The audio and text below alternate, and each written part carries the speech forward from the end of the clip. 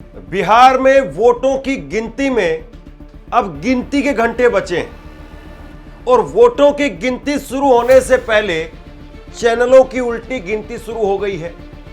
जैसे ही वोटिंग का आधिकारिक तौर पर 6 बजे समय समाप्त हुआ, वोटिंग कई जगह पर कई सीटों पर जारी थी, उस वक्त में एग्जिट पोल लेकर के आ गए।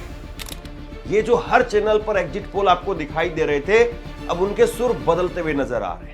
उनकी उल्टी गिनती वोटों की गिनती से पहले शुरू हो गई है। एक है एक्सिस माई इंडिया, प्रदीप गुप्ता जो कि रो रहे थे, फिर उन्होंने हरियाणा चुनाव में एक दिन बाद में अपना एग्जिट पोल बताया। वो एग्जिट पोल तकरीबन ठीक ठाक भी रहा। अब इनका एक दिन बाद में यानी कल शाम को एग्जिट पोल सामने आया और जब पानी उतर रहा है तो इनके एग्जिट पोल में कुछ उल्टी तस्वीर दिखाई दे रही है। जो एग्जिट पोल वो पहले दिखाई दे रहे थे, यानी जो 17-18 एग्जिट पोल आए थे 11 तारीख को शाम को 6-7 बजे, जो 17-18 एग्जिट पोल आए थे उससे उलट तस्वीर एक्सिस माई इंडिया में दिखाई दे रही है। तेजस्वी यादव सबसे बड़ी पार्टी बनते हुए दिखाई दे रहे हैं। एक और सट्टा बाजार, फलोदी का सट्टा बाजार बहुत फेमस है राजस्थान का, हालांकि उसका भी कई बार उल्टा पड़ा है दाव, लेकिन फलोदी का सट्टा बाजार, वहां पर भी कहा गया है कि भैया अब की बार तेजस्वी सरकार हो सकती है। ये इन्होंने बताया।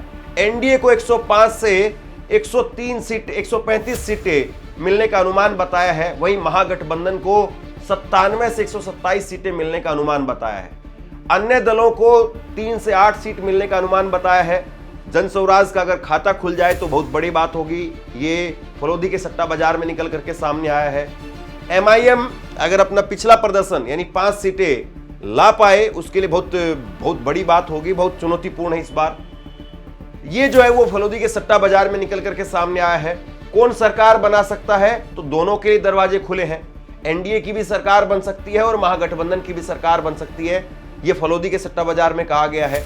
एनडीए की सरकार बनने पर 54% लोग दाव लगा रहे हैं और महागठबंधन की सरकार बनने पर 46% लोग दाव लगा रहे हैं। सबसे बड़ी पार्टी आरजेडी बन सकती है, यह भी फलोदी के सट्टा बाजार में कहा जा रहा है और तकरीबन 75 सीटें 75 सीटें आरजेडी को मिल सकती हैं। बीजेपी दूसरे नंबर पर रह सकती है।